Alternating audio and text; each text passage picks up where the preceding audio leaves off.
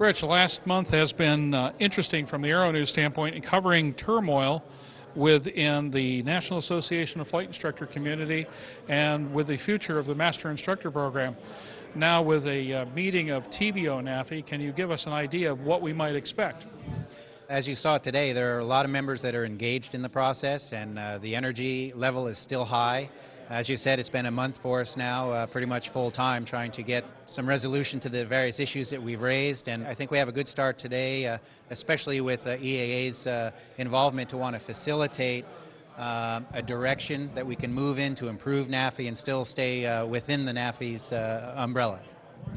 For those who may not have been following the stories up till now, what is this about? Why is this community at this point banding together to try to affect change? Well, there were two issues. The first one, of course, was the personnel issue that started this, the catalyst. But then it evolved into, casting the light on governance and bylaws and antiquated constitution. And so the shift really has turned into making NAFI a member-driven, member-centric organization, which up until now, very little of us actually realized we had no say in what was going on. Cirrus Design's Vision SJ50 single-engine personal jet offers exceptional fuel efficiency, flexible seating for up to 7, advanced avionics, and all the Cirrus safety features you expect, including the Cirrus airframe parachute system. With its detailed design, the Cirrus Vision is technologically advanced, yet engineered to be simple to fly, to allow owner pilots more lifestyle pursuits than any other personal aircraft. Learn more about the Vision SJ50 at cirrusdesign.com. What does NAFI do? What is NAFI to the rest of the aviation community? Well, as an organization, it is for and by flight instructors. It's a warehouse of knowledge and a support network for flight instructors, but also the programs are there to try to elevate the status of the flight instructor as opposed to someone just putting their time in to move on to another career, making flight instructing viable as a long-term career and having the programs in place to bring that to that segment of the market.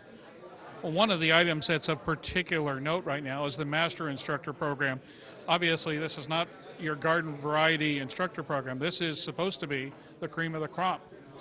Yeah, it's really the next level. You come out with your FAA basic designation as a flight instructor, and then what's next?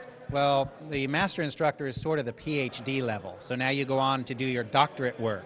Activity, service to the aviation community as a flight instructor, certainly as an educator, teaching people about flying. Then you have creating media, being involved with DVDs and seminar aspects and publishing as well, writing magazine articles, and also participating. Not only are we instructors, but we're students still. We need to get out, stay abreast with current technologies if that's where our expertise lies, or staying current with learning new things, adding new ratings, so that we don't get out of sync with what our students actually still have to go through. Okay, we are cleared for our approach. Have our Garmin GPS set up to fly the LPV. And look, here comes the glide path. Now, you're probably wondering how we can intercept a glide path when there's no ILS on the field. Well, hey, that's the beauty of WAAS GPS. No ILS, no localizer, no problem. WAAS gives us full vertical guidance even without ground-based nav aids. Okay, next you're probably wondering why there's spit all over your side of the windshield. To Joe, private pilot out there who may not be that familiar with what's going on here, why does this affect them? Why is this important to that community? Well, it's important to them because they want to have the confidence that their instructors have the background and the networking and the skills to teach them what they need to know, to get them out of trouble, to get them through complicated airspace, to get them used to glass panels and things of that nature. And certainly the Master program gives a prospective student a way to measure, a way to gauge, well, where is my flight instructor in his or her career? And the state of the instructor community out there right now from a standpoint of morale and professionalism and its ability to network and communicate, how would you evaluate its current state? Not good, actually. We've got 80-some-odd thousand flight instructors out there, of which maybe NAFI has 4,000 or 5,000 members, and certainly then a much smaller percentage of that who are energized and active. So So it's always a struggle. Well, how do we bring more flight instructors under this umbrella? How do we energize them? How do we show them that it's not, you know, the in-between career that has been long-standing in aviation, that there is a difference nowadays, and you can earn a living at it. If you had to summarize the aims of this quote-unquote master instructor revolt here at this point, what is it that ultimately you really want to accomplish?